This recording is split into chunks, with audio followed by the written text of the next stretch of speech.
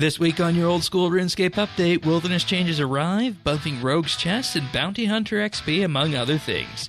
We also discuss how RNG works at the Warriors Guild, why farming is wonderful or maybe sucks, and how much of the game plays well on mobile.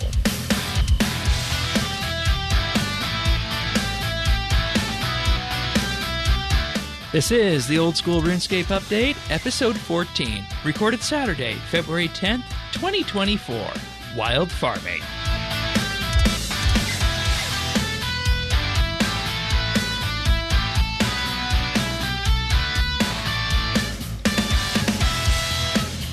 Hello, everybody, and welcome to another episode of the Old School RuneScape Updates. Jan and myself here as we are each and every week. This week, a bit of a quieter Old School News week, but of course, that doesn't mean there's not things to talk about, right?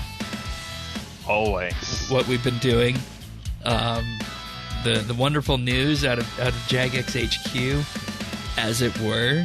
But before we get too far down the track, of course, follow along. Show notes, update.show/OS. You can find us in-game, Friends Chat, BitsBytes, and of course the community Discord as well at update.show/Discord. And I don't know, should we start with what we've been doing this week, or should we start with some wilderness changes? Where do you want to go first?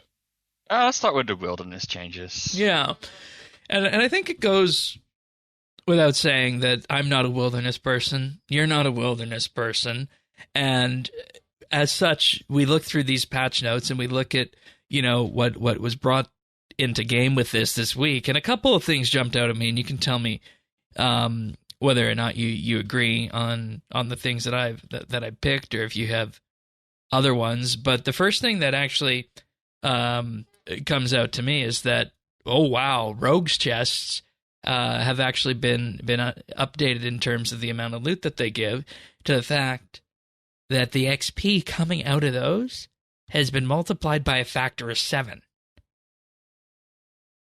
That's a pretty significant buff.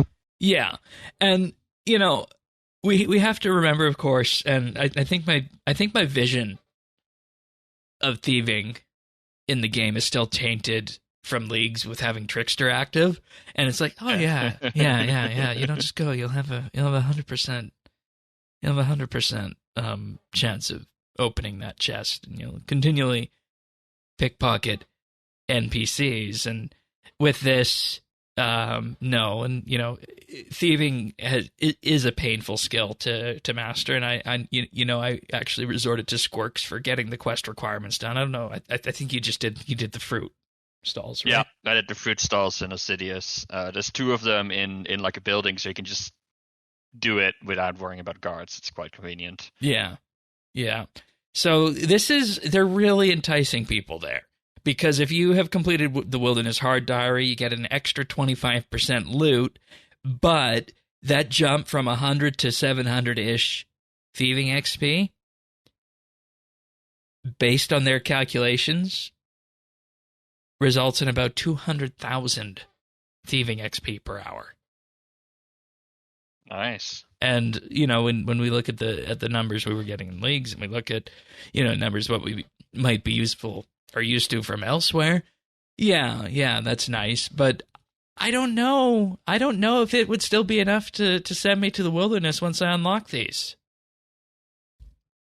If you're just going there for XP, you don't need to wear any armor or equipment, right? So the only annoyances with PK is going to be being interrupted. Yeah, so, and of course you're looking too at this being a level 84 plus thieving activity here.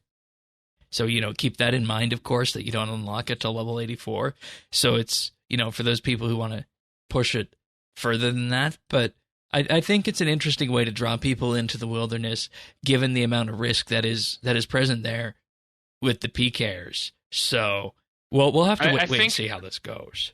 I think you need it for a healthy wilderness, right? Like, if there is no reason to go in there except for PKing,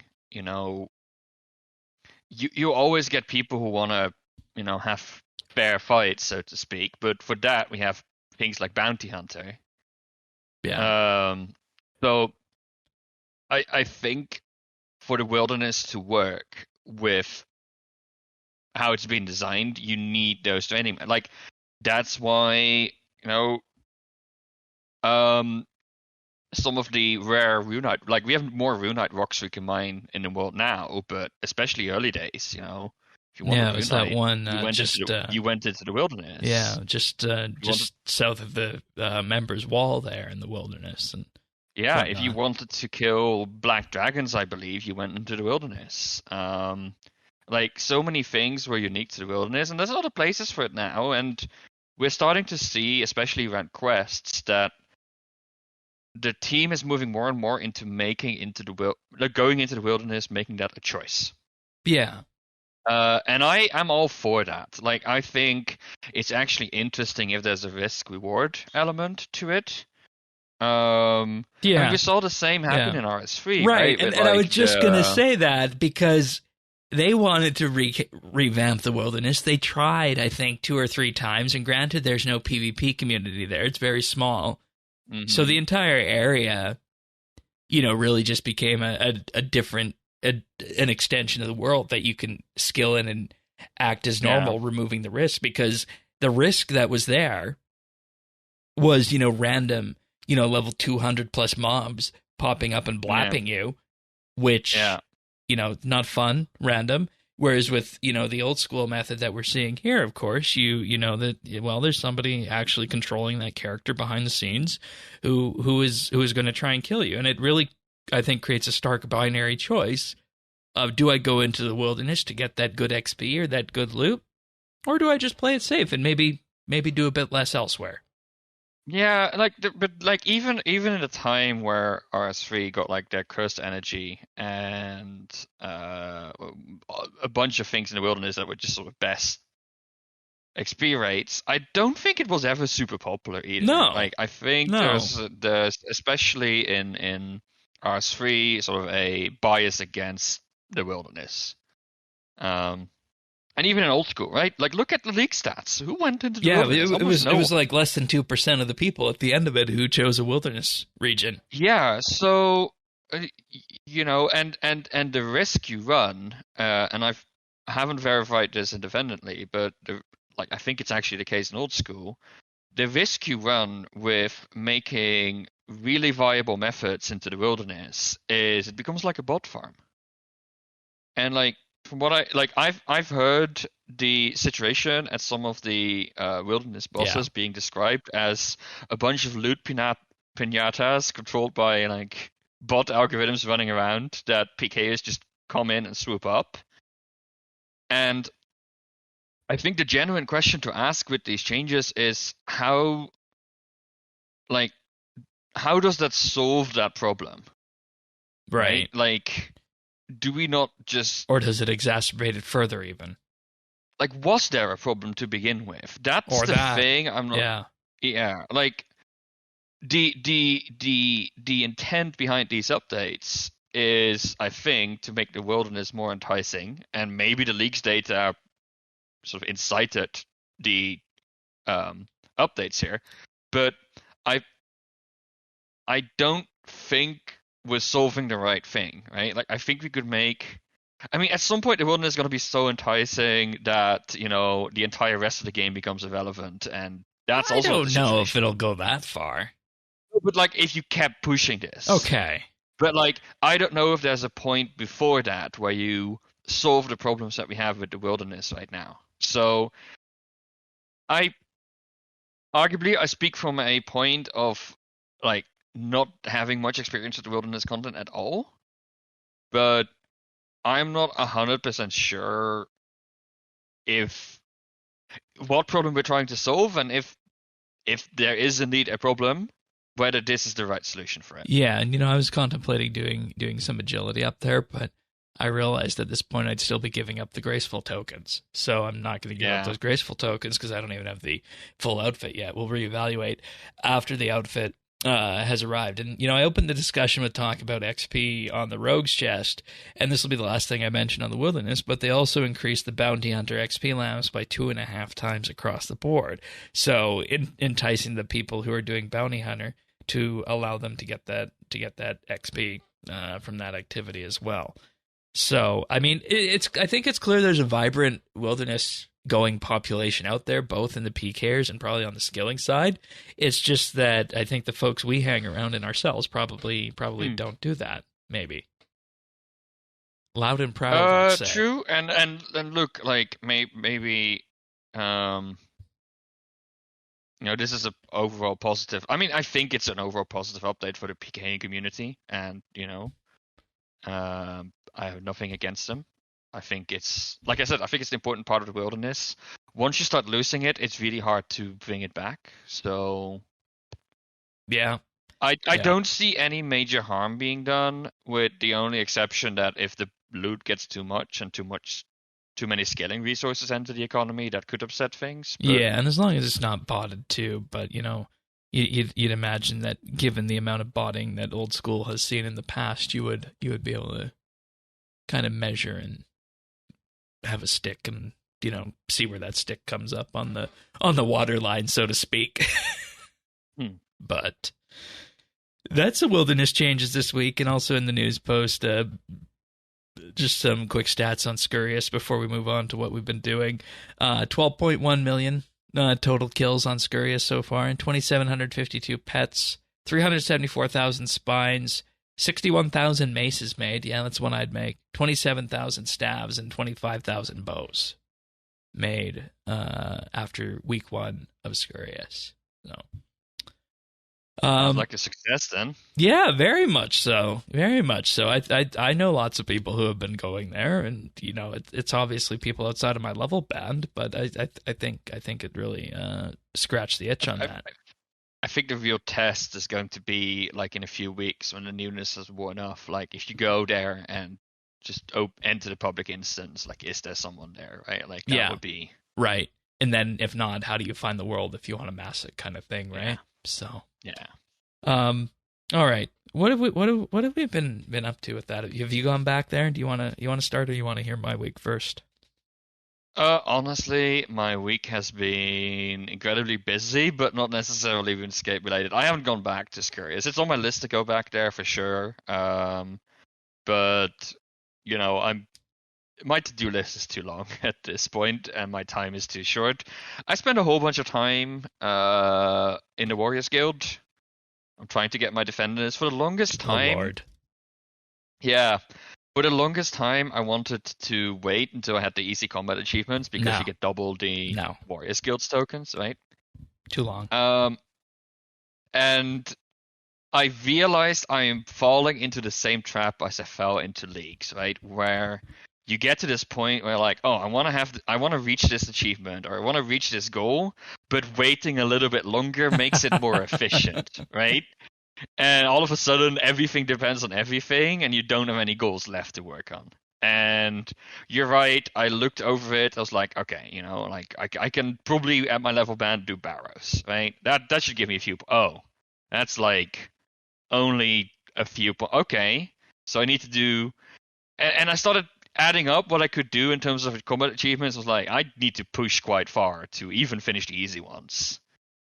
And if that was something I was really into, I think I could do easy combat achievements on my current level, right? Yeah, great. But would you rather be doing something else at the same time, right? Yeah, exactly. And that's exactly the thing I ran into in the latter half of leagues as well. Yeah. So in that respect, I decided to just I was like, I need the combat XP anyway, and you're basically just training to get the Warrior Guild tokens, right? Like I did the animated armors. Like I'll get the combat XP anyway. Might as well go and sit here instead of crabs, or Scurious for that matter. Yeah. So I did that. I got a bunch of tokens. I'm already to a sixth of my tokens. I got 3k tokens, which should be way more than you need. But I already went to a sixth of it, and I still only have the Bronze Defender. Yeah, I want to talk about that, actually, because these things are advertised as 1 in 50, right? If I remember correctly. Yeah. And you need to get them one after the other. So, you can expect to kill about, I don't know, like 300 on average. For one, you're saying, right? For all 5 of them. Okay. So, like, one of them, you can... expect to kill about 50 on average. And then you need to get like 5 or 6, I think. Yeah. And So that's like 250 or 300. and this is the weird thing about this. Back in the day when old school was Mainscape, I swear I did this in one night. Look, I remember doing this in RS3 at some point, and I think it was super quick and easy as well. Well, so yeah, of course you just mowed down the Cyclopses there, but I definitely did it. I definitely did it before EOC when I did it, and I still think it was quick. So, and the reason I say that is because I attempted this on leagues with the 1 in 10, and I killed upwards of 30 or 40 of them, and I didn't even get a bronze one. Wow. So I don't know if I was doing. You had access to Garnia, of course. Yeah, I don't know if I was doing something wrong with that or what. So I was like, okay, so if your response is that you've burned through that many, and you haven't even got bronze yet. Well, the annoying thing is I got bronze after 6 kills, so I'm now like almost 100 kills dry on iron. Yeah, and see. This is the thing. Everybody always says, I'm X dry on whatever, right? But that's kind of not how the RNG stuff works. You can have an expected value, but you might go beyond that. Yeah. So I did the math, and in the limit, if you look at sort of like if you go into the limit, I believe the chance you will get your drop by the expected kill count is 2/3. So if you hit the number of kills that is equal to like the 1 in n, then you're part of the 1/3 least lucky things. But the problem is you could go forever, right? So at that point, it starts there's no bad luck mitigation. No, exactly. I wish there was bad luck mitigation on the Cyclops. Oh yeah, especially though, just given how useful they are and whatnot. So yeah, I need to sit down there and go in there and do that at some point. But I haven't got around to that. Just been doing lots of other things in relation to that. Did you head anywhere else out aside from the Warriors Guild this week that you want to I spent a whole bunch of my AFK time in Catterby fishing. Good. So I got 62 fishing. Lobsters. Lobsters, yeah. I know it's not the fastest, but it was like it's sort of convenient in a sense. I saved up all the lobsters, cooked them, got 62 cooking. So whenever we get around to doing Swan Song, yes, I was just going to say that. I was just going to say that because that is definitely something that's going to be nice to have. And of course, we could buy all the monkfish and whatnot, but it's just nice to be able to cook them yourself sometimes. So indeed. Well, but yeah, other than that, lots of herb trips. I'm saving up some money. Oh, good. Yeah, having fun with that? Fun is not the word I would describe, but I find them non-objectionable. Okay, because you get money at the end of it, right? Yes. Yeah. Look, I do my herb runs on mobile. I try and do them 4 or 5 times a day at this point. Yeah. And they are really quick to do on mobile. So, if I'm waiting at work for some code to compile, I'll whip out my phone, do a quick herb run. Do birdhouses while I'm at it. Hashtag working from home, right? Yeah, of course. Yeah. Okay. No, that's it. Yeah. I've been enjoying the herb runs too and whatnot, and then for folks who don't know me, that's probably part of my RuneScape identity. And I also dove back into farming because I got 65, of course, for the farming guild, and the contracts, the medium contracts, a while back. But up until leagues, I really never actually leaned back into it, and I never actually started the tree and fruit runs again, which I actually did that this week. And I was absolutely blown away by what I found when I looked at the prices on this. And, people who are up on this market would know it, but I was astounded that you and Papaya, with 12 ewes planted a day and 4 papaya planted a day, is profitable with 2 herb runs a day. I was not anticipating that. I was not anticipating that. Herb runs are pretty good. That being said, seeds are expensive. Like, I've been doing the farming contracts, right? And the nice thing about, like, Runelight has the loot tracker, so I can see exactly how much money I made with seed packs. I opened a few seed packs on mobile, so it might not be complete, but here it says I opened 163 seed packs, and the GE value of all the seeds I got out of that is over $1 million.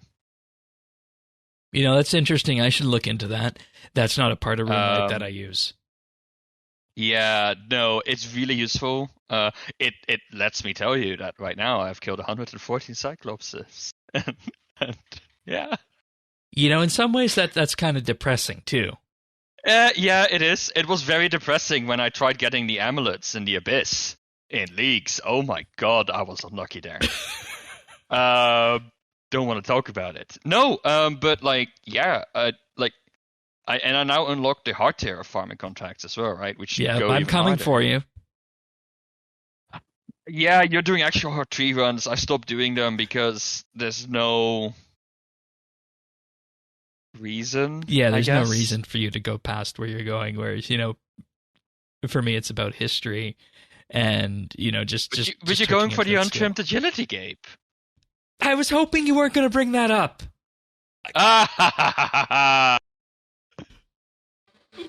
That is not confirmed. That is not confirmed yet. That is not confirmed. Not confirmed yet.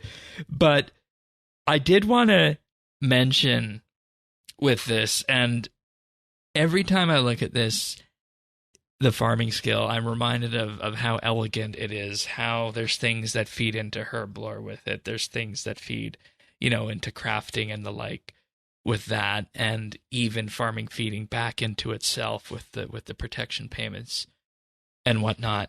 And we just did a feature on the Patreon for the RS3 show talking about farming and the ecosystems around it. And the thing that I learned from that, and when I was organizing my thoughts, was what sold me on the skill back when it came out in 2005 was that ecosystem that it came with and was, nurtured and flourished over the years. Get it? Farming words. Nurtured, flourished. I choose to ignore them. But those ecosystems, and just the fact that it's an entirely different way of getting XP in the game compared to anything else out there.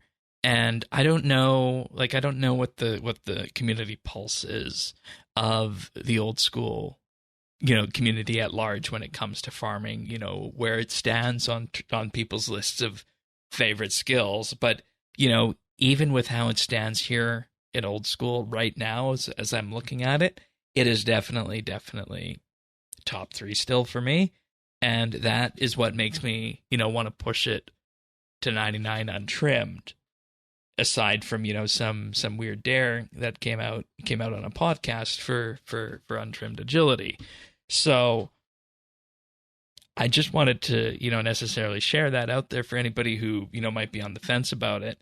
And with what you said about the herb farming, and you factor all these things in, and you start looking at things and you see that, maybe this isn't a huge mountain to climb to get 80 farming. Maybe you can just do it with a couple herb runs a day and, throwing in yew and papaya seeds. And, obviously we'll have to reevaluate that once I start planting the hardwoods and when I get more patches going in. But overall, just absolutely still one of my favorite skills in the game. And I really think as well, and you and I were talking about this, I forget where we were talking about this, with the farming guild. And you were saying that if that same sort of thing happened with the Hunter Guild, when that comes out with Varlamore, we'd have, another, very key piece of old school content that, in effect, as it is, shows how it's done. I mean, you talk about like the ecosystem for farming, but like, who cares? Like, with all respect, I think a lot of people, average people, don't really care about like the underlying design, right? Like, they might feel when something is right. Right, Right. that's But the beauty of game design, right? Like, the design doesn't stand out unless it's bad. Right? It's the same as graphic effects, right? Like VFX in movies, it only stands out when it's bad. When it's good, you don't notice it. And I think the same holds for game design. So I think a lot of people, they cling on the problematic parts of farming, which is that it is a skill that is by its design very time gated, which for people who are the type of gamer that don't log in like an hour each day and play, but rather, they spend a few weeks just 24/7 playing it, farming kind of sucks. okay, that's an interesting perspective. And see, that's the interesting thing about that, because what I'm trying to, in effect, sell by talking about that is the fact that it speaks to me in that way because it's so different. Yeah, like, I understand that, and I mean, like I said, I don't dislike the farming skill, and I think it's on the whole very well designed and integrated in the game. But you could also argue that it's maybe too tightly integrated. Like, as an Ironman, you have no choice but to do farming. Yeah, that's true. Whereas most skills you can sort of ignore. I mean, not the combat skills, but That's actually a good point. That's actually a good point. Let's see. I want to know. We got like a unique episode here. I'm making Shane not like farming. No. You will never do that. You will never do that. Fun fact: you can actually get herbs and whatnot from NPCs and whatnot. Zalra 25 noted Toadflax as an example. But your point is, that does stand, because when you look at, maybe something like renderweed that you might want in copious amounts, right? You're gonna either gamble that, according to the wiki here, at Barbarian Assault, or do Sorceress's Garden and have a 1 in 11 chance of getting it, or you're consigned to the farming skill. Mm-hmm. Right.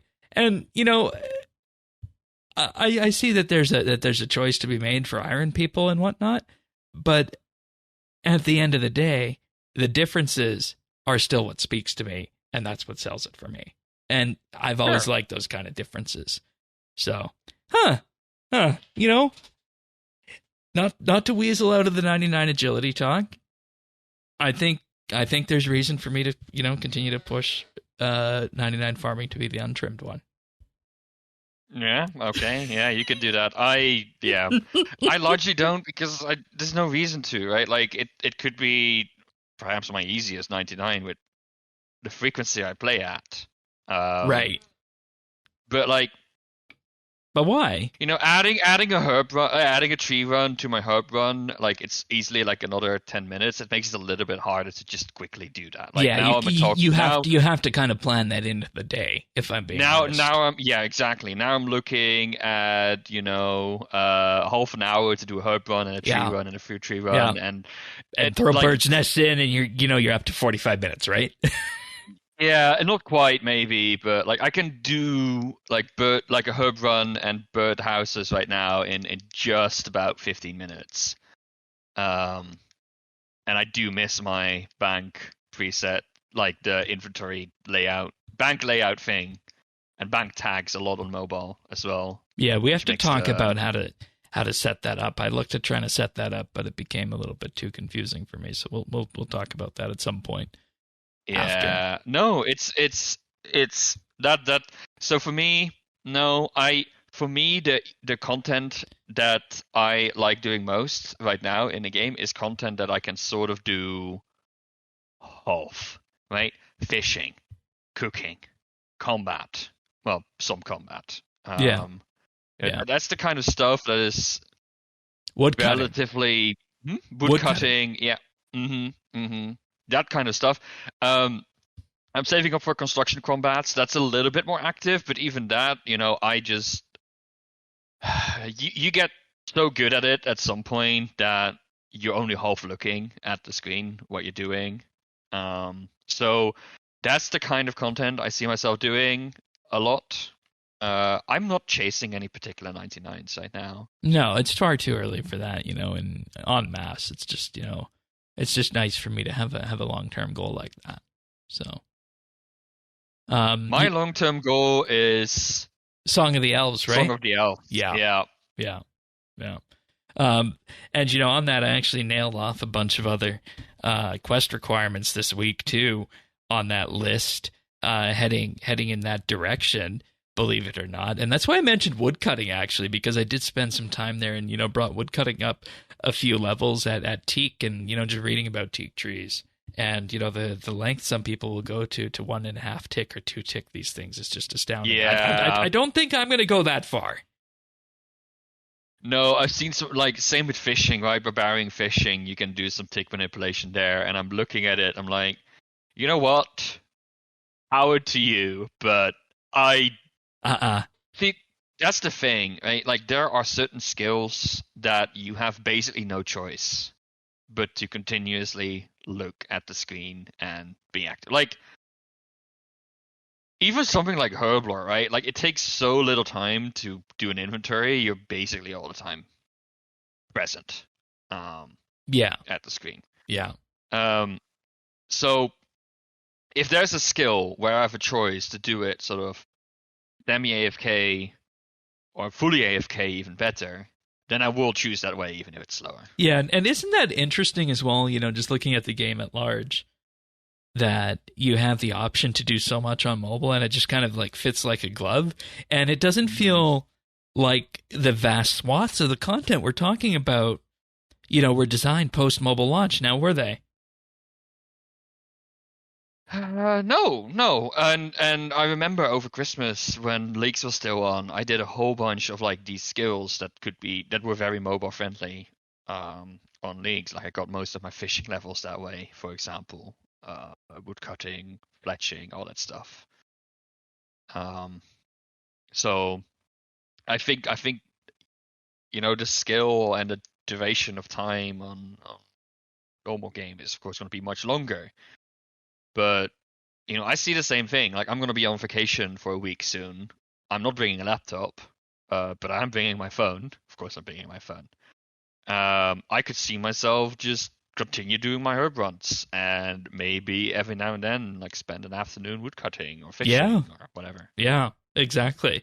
And it's just so interesting that old school fits into that mold. And I think if I'm just going to bring this all back as we get to the end here, the question is, could you pull off anything like that in the wilderness, given the fact you're always looking over your shoulder for PKers? No, I would not feel comfortable. Like, there's certain things I wouldn't be comfortable doing on mobile. Like, it's the same with, crabs. I've done a lot of crabs on mobile as well, for combat. But like bossing or any kind, like, I'm not even comfortable doing Giant's Foundry on mobile. No, right? Yeah, there's lots of precision involved in that, in terms of exactly when you want to click away and whatnot. I'm also not sure yet about Winter Toad. Like, being able to do Winter Toad on mobile would be a game changer for me, I think. And it's probably possible. I think I've seen you do one kill there, haven't you? Oh, I might have shown you, yeah.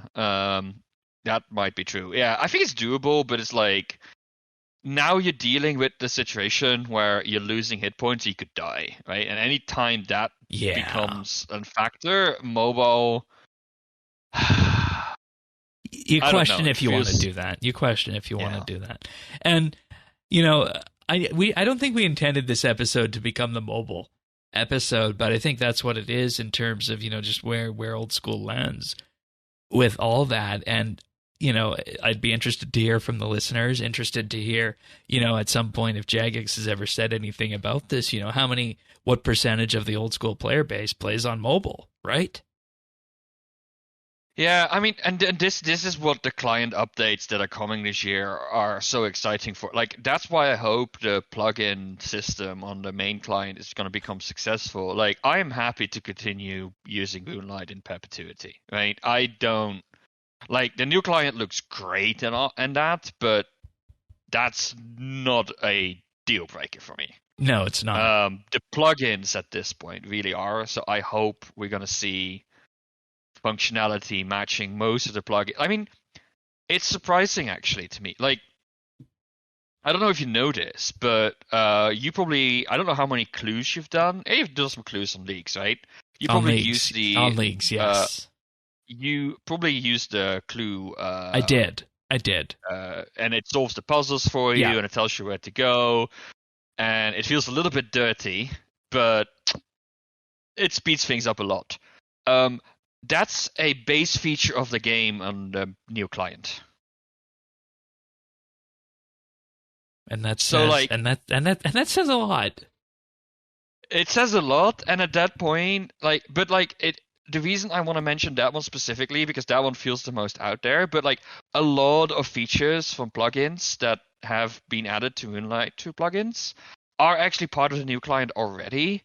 It's just like a few of them that might be like the bank layouts, for example, things like a loot tracker. Oh my goodness, the loot tracker is great, right?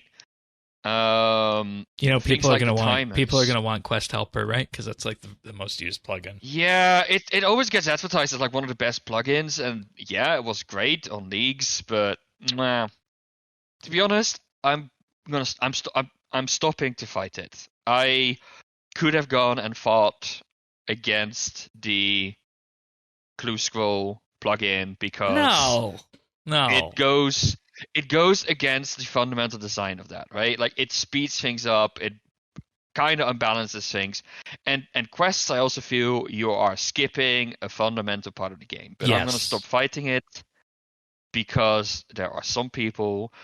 I mean, if you make like your 5th Iron account, you just want to get to those quests quickly. I get it, right? Yeah. And yeah, I forget which one we used it for on main here, but we used it once or twice. You have used it once or twice. I've not used it on my main. Oh, okay. All right, fair enough. I forget which one it was, but it was like once or twice. So I used it on for the speed runs, but the route. The speed running routes are not always the same as the quest helper routes, so at some point it gets confused. Yeah, that's true. But like it was really useful for the maze in Ernest the Chicken in Trainer Manor basement, for example. Yeah, so I can tell you the sequence of levers now from the top of my head because I've done that quest like 3 times. Oh god, so many odd little things in this game.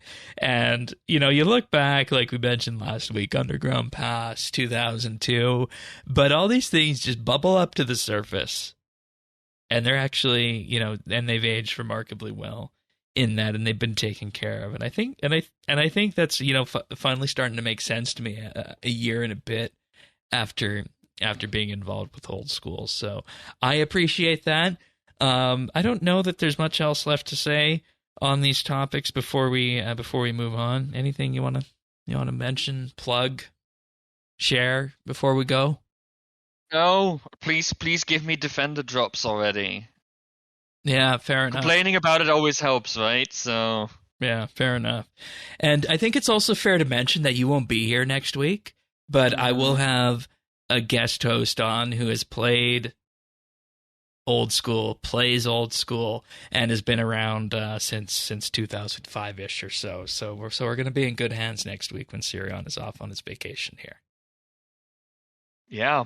So you'll be disappearing for a week, but the show will go on, and it's going to be interesting because that's the first time that's happening. It's always a first for something. So best of luck to us. Best of fun times on that trip you're going on. Mm-hmm. But that pretty much brings us to the end of the program this week. So, of course, just a reminder, if you want the show delivered automatically to you, you can subscribe. Just visit update.show/OS. And, of course, we'll be back next week. Well, part of us will be, for another episode of the Old School RuneScape Update. See you then, everybody. Take care. Bye-bye.